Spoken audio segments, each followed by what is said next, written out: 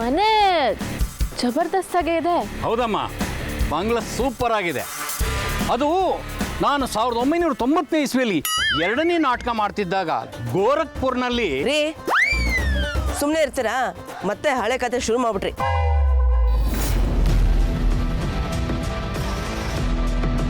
ಶೈಲು, ಇದ್ಯಾಕೆ? Rules follow ಮಾಡಬೇಕಲ್ಲ. ದೊಡ್ಡೋರ್ ಮನೆಗೆ ಬೇರೆ ಹೋಗ್ತಾ ಇದ್ದೀವಿ. ಈ ಹೀರೋಯಿನ್ನ ಅಷ್ಟು ಈಸಿಯಾಗಿ ನೋಡೋದು ಬೇಡ. ನನಗೂ ಒಂದು ರೇಂಜ್ ಇದೆ ಅಮ್ಮ.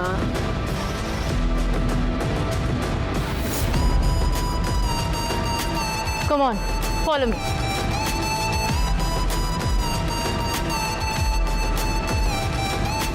ಮಧುಮತಿ, ತ್ರಿಶೂಲ್ ಮತ್ತೇನಾದರೂ ಫೋನ್ ಮಾಡಿದ್ನೇನಮ್ಮ? ಇಲ್ಲಮ್ಮ, ನಾನು ಅವ್ನಿಗೆ ಫೋನ್ ಮಾಡಿದ್ರೆ ಸ್ವಿಚ್ ಆಫ್ ಅಂತ ಬರ್ತಾ ಇದೆ. ಎಲ್ಲಿ ಹೋದ್ನೋ? ಮನ್ಸಿನ ನೋವೆಲ್ಲ ಕಳೆದ್ಮೇಲೆ ಬರ್ತೀನಿ ಅಂತ ಲೆಟರ್ ಬರೆದಿಟ್ಟಿದ್ದ. ಅಯ್ಯೋ, ಮರೆಯೋ ನೋವು ಅವನ ಮನಸ್ಸಿನಲ್ಲಿರೋದು. ಅದು ಯಾವತ್ತೂ ಮರೆಯಲಾರ್ದ ನೋವು. ಶಿವಾನಿ ಬದುಕಿರೋ ತನಕ ಅವನು ಸಂತೋಷ ಆಗಿದ್ಲು. ಇನ್ನು ತ್ರಿಶೂಲ್ ಇರೋ ತನಕ ಶಿವಾನಿದೆ ನೋವು.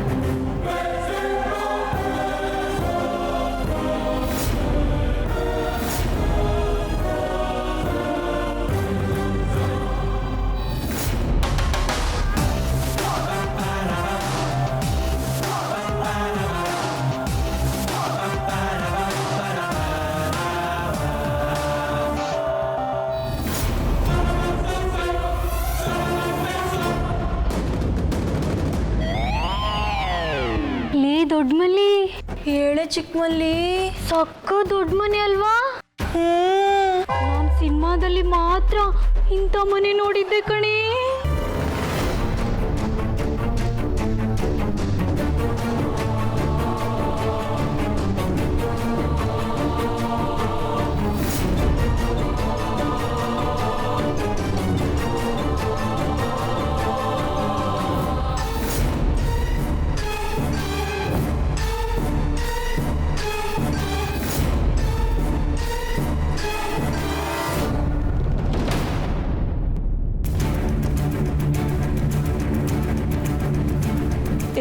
ಯಾರು ನೀವೆಲ್ಲ?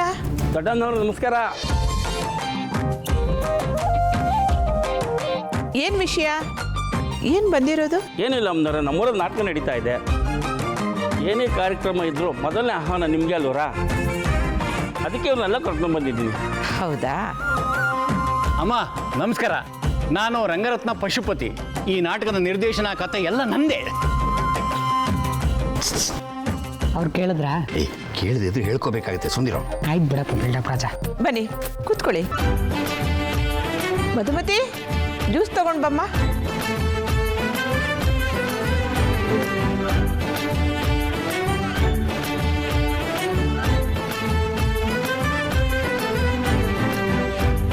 ದೊಡ್ಡನವ್ರು ನಮಸ್ಕಾರ.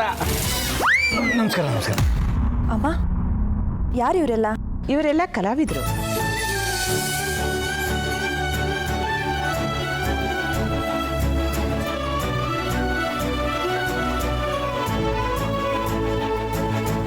ಅಮ್ಮನವ್ರೆ, ದಿಗ್ವಿಜಯ ಸಾಹೇಬ್ರು ಅವ್ರು ಯಾವುದೋ ಕೆಲಸದ ಮೇಲೆ ಬೇರೆ ಊರಿಗೆ ಹೋಗಿದ್ದಾರೆ. ಏನು ಎಲ್ಲ ಗುಂಪಾಗೆ ಬಂದ್ಬಿಟ್ಟಿದ್ದೀರಿ? ಅದಾದರೂ ಮುಖ್ಯವಾದ ವಿಚಾರ ಇದ್ದರೆ ನನ್ನ ಹತ್ರನೇ ಹೇಳ್ಬೋದು. ಬಾವಾಜಿ ಈ ಮನೇಲಿಲ್ಲ ಅಂದರೆ ನಾನೇ ಮೀ.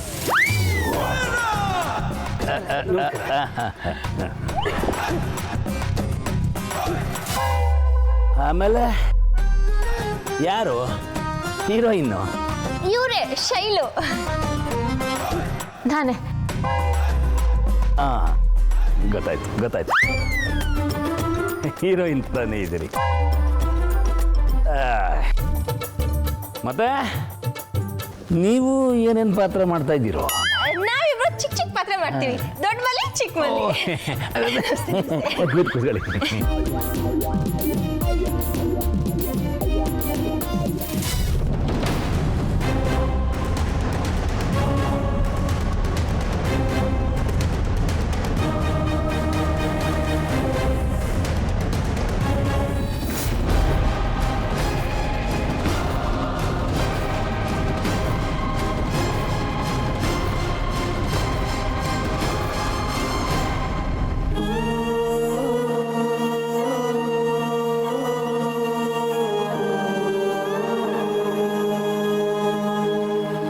ದುರಂತ ನಾಟಕಗಳನ್ನು ಆಡೋದಕ್ಕೆ ನನ್ನ ಬದುಕನ್ನು ಸ್ಟೇಜ್ ಮಾಡಿಕೊಂಡಿದ್ದೇವೆ. ಇಷ್ಟು ನೋವು ಕೊಡೋದಕ್ಕೆ ನಾನು ಮಾಡಿ ತಪ್ಪಾದ್ರಿ ಶಿವಾನಿನ ಪ್ರೀತಿಸಿದ್ದ ಅಥವಾ ಶಿವಾನಿನ ಮಾತ್ರ ಪ್ರೀತಿಸಿದ್ದ. ಶಿವಾನಿ ನನ್ನವಳು, ನನಗೋಸ್ಕರ ಅವಳು ಯಾವುದೋ ಲೋಕದಿಂದ ಬಂದವಳು. ಯಾವುದೋ ಲೋಕಕ್ಕೆ ಶಿವಾನಿ ನನಗೆ ಸಿಗೋ ಹಾಗೆ ಮಾಡಿ ಇವಾಗ ಅವಳನ್ನು ನನ್ನಿಂದ ದೂರ ಮಾಡಿಬಿಟ್ಟಿಲ್ಲ. ಇವಾಗ ಶಿವಾನಿ ನನಗೆ ಮತ್ತೆ ಸಿಕ್ಕಿದೆ, ಆದರೆ ನಾನು ಯಾರು ಅಂತಾನೆ ಅವಳು ಕಂಡಿದ್ದಾನೆ. ಯಾಕೆ ದೇವ್ರು ಹೀಗೆ ಮಾಡಿದೆ? ಇನ್ನು ನೋವು ಸಹಿಸ್ಕೊಳ್ಳೋ ಶಕ್ತಿ ನನ್ನ ಹೃದಯಕ್ಕೆ ಇಲ್ಲ ದೇವ್ರೆ. ನನ್ನ ಶಿವಾನಿ ನನ್ನ ಯಾಕೆ ಮರ್ತೋಗಿದ್ದಾಳು? ಅವಳಿಗೆ ನನ್ನ ನೆನಪಾಗೋ ಮಾಡು ಅವಳು ನನಗೆ ಸಿಗೋ ಹಾಗೆ ಮಾಡಿ. ಕೈ ಬಿಟ್ಟು ಹೋದ ವಿಧಿ ಮತ್ತೆ ನನ್ನ ಕೈ ಸೇರೋ ಹೊತ್ತಲ್ಲಿ ನನ್ನ ಕೈನೇ ಕಟ್ ಹಾಕಿಬಿಟ್ಟಿದೆಯಲ್ಲ ದೇವ್ರೆ. ನನ್ನ ಶಿವಾನಿ ನನಗೆ ಬೇಕು. ಅವಳಿದ್ರೆ ಈ ನನ್ನ ಬದುಕಿಗೆ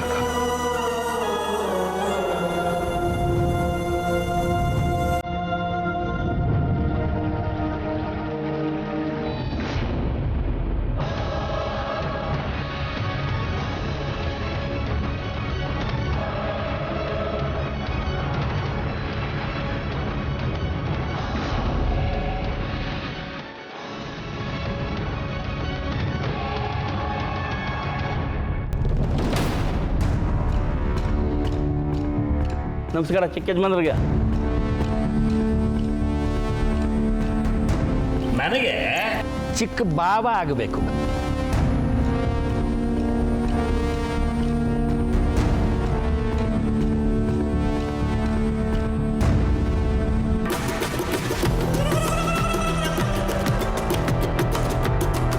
ನಮಸ್ಕಾರ ಸರ್, ನಾನು ಶೈಲು. ಅಯ್ಯಯ್ಯೋ ಸಾರಿ, ನಟನಾ ಸಿಂಧೂರ ಶೈಲು, ಸ್ವಪ್ನ ಸುಂದರಿ ನಾಟಕದ ಹೀರೋಯಿನ್. ಅಂದು ಚಿಂದೋಡಿ ಲೀಲಾ, ಇಂದು ಈ ಚಂದುಳ್ಳಿ ಶೈಲಾ ಸರ್. ಇವತ್ತು ನಿಮ್ಮೂರಲ್ಲಿ ಬಂಗಾರದ ಗುಡ್ಡದ ಹತ್ರ ನಮ್ಮ ನಾಟಕ ನಡೀತಾ ಇದೆ ಸರ್. ನೀವು ಖಂಡಿತ ಮರೀದೇ ಬರಬೇಕು ಸರ್.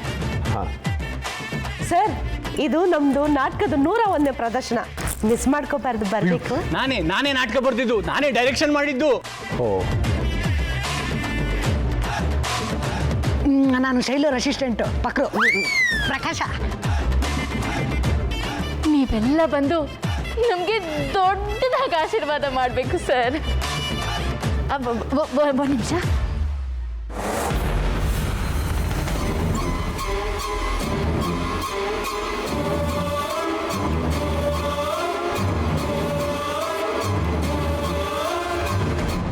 ಸರ್, ಇದು ನಮ್ಮ ನಾಟಕದ ಪ್ಯಾಂಪ್ಲೆಟ್ ಸರ್. ನಿಮ್ಮಂಥ ಕಲಾರಾಧಕರ ಪ್ರಶಂಸೆನೇ ನಮ್ಮಂಥವ್ರಿಗೆ ಪ್ರಶಸ್ತಿ ಸರ್. ನೀವು ಸಾಯಂಕಾಲ ಮರೀದೇ ಬರಬೇಕು ಸರ್. ಬರ್ತೀರಾ ಅಲ್ವಾ? ನಮಗೆ ನಿಮ್ಮ ದೊಡ್ಡ ಆಶೀರ್ವಾದ ಬೇಕು ಸರ್. ತಗೊಳ್ಳಿ.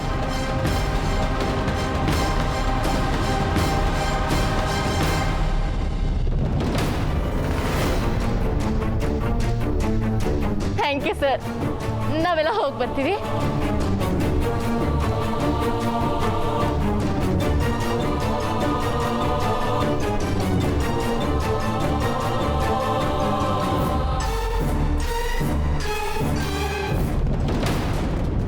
ಸರ್, ನಾನು ಶೈಲು ಸರ್, ಮರಿಬೇಡಿ ಸರ್.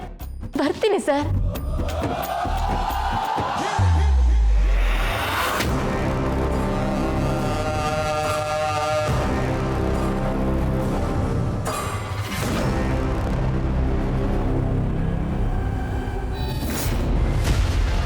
3 ದಿನಕ್ಕೊಂದು ಬಲಿ 3 ದಿನಕ್ಕೊಂದು ರಕ್ತಹಾರ ತಪ್ಪಿದರೆ ಸಾವು ಈ ಆತಂಕದಲ್ಲೇ ನನ್ನ ಬದುಕು ಇದಕ್ಕೊಂದು ಕೊನೆ ಸಿಗಲೇಬೇಕು.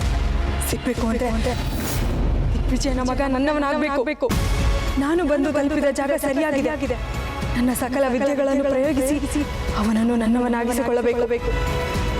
ಕಾಳಿ ಮಹಾತಾಯಿ ಒಂದು ದಾರಿ ತೋರಿಸು. ನಾಗರ ಮಚ್ಚೆಯ ಹುಡುಗ ನನ್ನನ್ನು ಒಪ್ಪುವ ಹಾಗೆ ಮಾಡು. ಈ ಘೋರ ನರಕದಿಂದ ನನಗೆ ಮುಕ್ತಿ ಕೊಡು.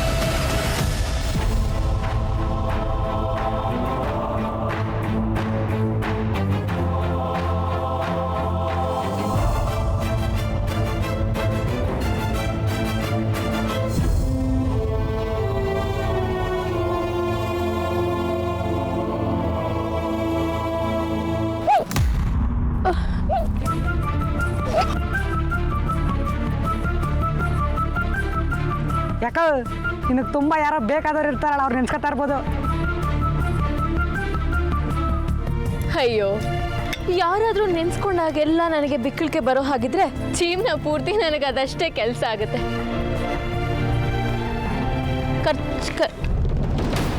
ಅಯ್ಯಯ್ಯೋ, ನನ್ನ ಬ್ಯಾಗ್ ಒಳಗಡೆನೆ ಬಿಟ್ಟು ಬಂದ್ಬಿಟ್ನಲ್ಲ. ಒಂದು ನಿಮಿಷ ತಗೊಂಡು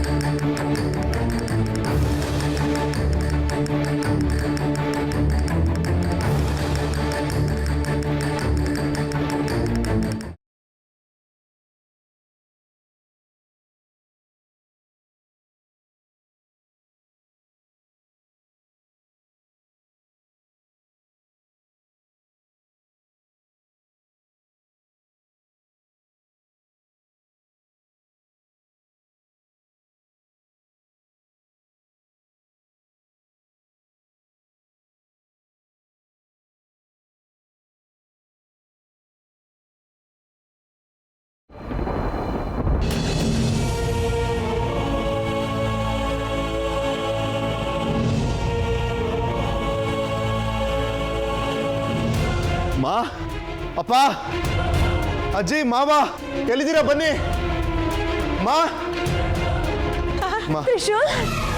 ತ್ರಿಶೂಲ್ ಎಲ್ಲ ಹೋಗಿದ್ದೆ ಎಷ್ಟು ದಿನ? ತ್ರಿಶೂಲ್, ನೀನ್ ಬಂದಿದ್ದೆ ಎಷ್ಟು ಸಂತೋಷ ಆಯ್ತಪ್ಪ ನನಗೆ. ಎಲ್ಲೂ ಹೋಗಿದ್ದೇನೆ. ಏನೋ ನೀನು ಎಲ್ಲಾದ್ರೂ ಹೋಗ್ಬೇಕಾದ್ರೆ ಹೇಳೋಗ್ಬೇಕು ತಾನೆ. ತ್ರಿಶೂಲ್, ನೀನು ಹೋದ ಕ್ಷಣದಿಂದ ಎಲ್ಲರೂ ಎಷ್ಟು ನೋವು ತಿಂತಾ ಇದ್ದಾರೆ ಗೊತ್ತಾ ನಿನಗೆ? ನೀನಾಗಿ ನೀನು ಒಪ್ಕೊಂಡಿದ್ಕೆ ತಾನೆ ನಾವೆಲ್ಲ ಮದುವೆ ಮಾಡೋದಕ್ಕೆ ರೆಡಿ ಆಗಿತ್ತು. ಇದ್ದಕ್ಕಿದ್ದಾಗೆ ಹಸೆಮಣೆಯಿಂದ ಎದ್ದೋಗ್ತಿದ್ರೆ ಏನರ್ಥ?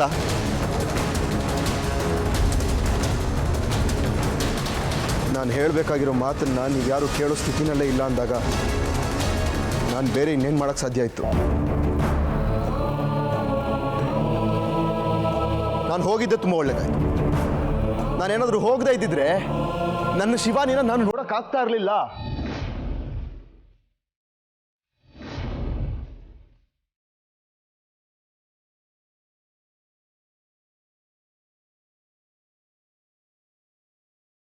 ಏನು ಹೇಳ್ತಾ ಇದೆಯಾ? ಹೌದು, ನಾನು ಶಿವಾನಿ ನೋಡಿದೆ.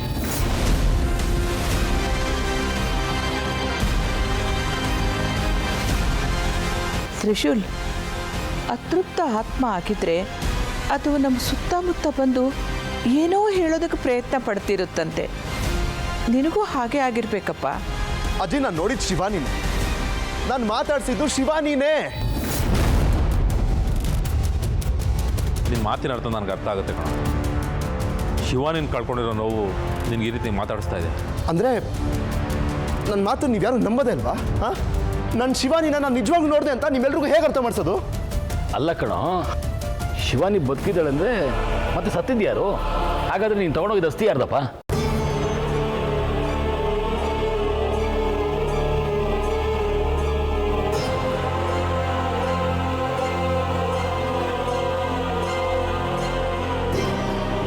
ನೋಡಿ, ಅವಳ ಕಣ್ಣು ನೋಡಿ, ಅವಳ ನಗು ನೋಡಿ, ಅವಳ ಮುದ್ದಾದ ಮುಖ ನೋಡಿ.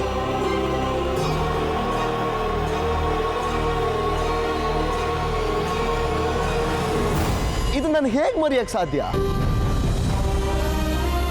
ಇವಳಿಗೂ ಅವಳಿಗೂ ಒಂದು ಚೂರು ವ್ಯತ್ಯಾಸ ಇದ್ದಿದ್ರು ನಾನು ನಂಬ್ತಾ ಇರಲಿಲ್ಲ. ಅವಳೇ ಯಾರೋ ಬೇರೆ, ಇವಳೇ ಯಾರೋ ಬೇರೆ ಅಂತ ಅನ್ಕೋತಾ ಇದ್ದೆ. ಆದ್ರೆ ಹಾಗೆ ಅನ್ಕೊಳಕ್ಕಾಗಲ್ಲ, ಯಾಕಂದ್ರೆ ಅವಳೇ ಇವಳು.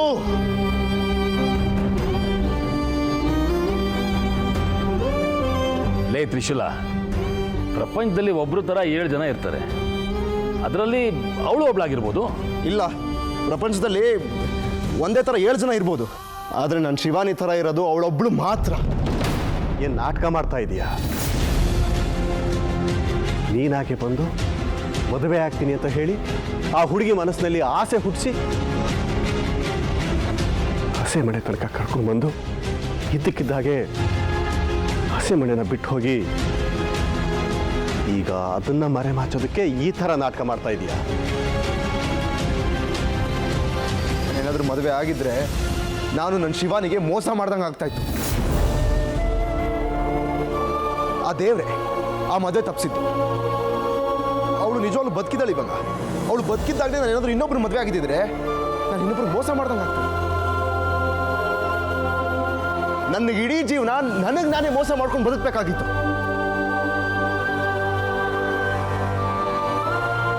ಅಂದರೆ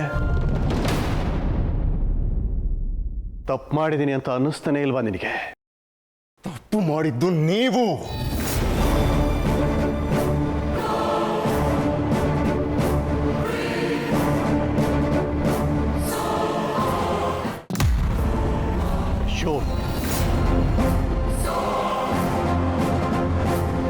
ನನ್ನ ಶಿವಾನಿ ಅಸ್ತಿನ ನೀವು ವಿಸರ್ಜನೆ ಮಾಡಿದ್ದೀನಿ ಅಂತ ಸುಳ್ಳು ಹೇಳಿದ್ದು ತಪ್ಪಲ್ವಾ? ನೀವು ತಪ್ಪು ಮಾಡಿ ನನ್ನನ್ನು ತಪ್ಪು ಮಾಡೋ ಹಾಗೆ ಮಾಡಬೇಡಿ.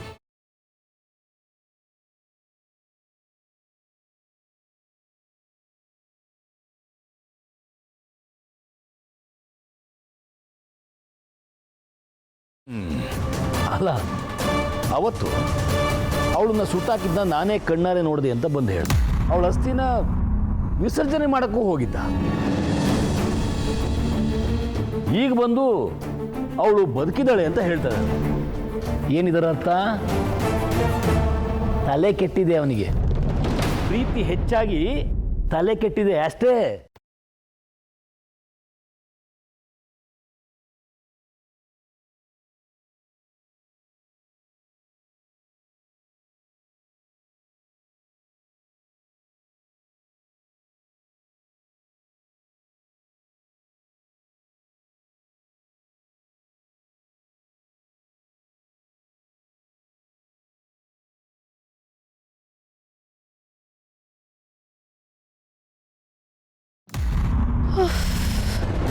ಅರಮನೆಯೊಳಗೆ ಹೋಗಿ ಬಂದಾಗಾಯ್ತು ಅಲ್ವಾ? ಮತ್ತೆ ಇಂಥ ಮನೇಲಿ ಬಾಳಕ್ಕೂ ಪುಣ್ಯ ಮಾಡಿರ್ಬೇಕು.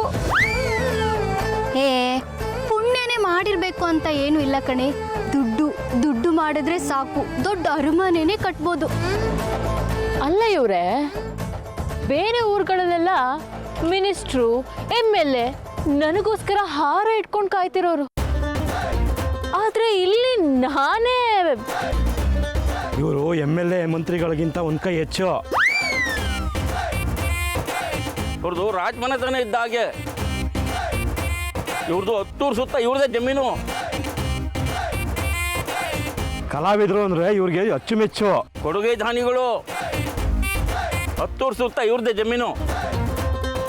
ಹಾಡು, ನಟನೆ, ನೃತ್ಯ ಇಷ್ಟ ಆಗ್ಬಿಟ್ರೆ 10 ಎಕರೆನೇ ಬರ್ಕೊಡ್ತಾ ಇದ್ರು.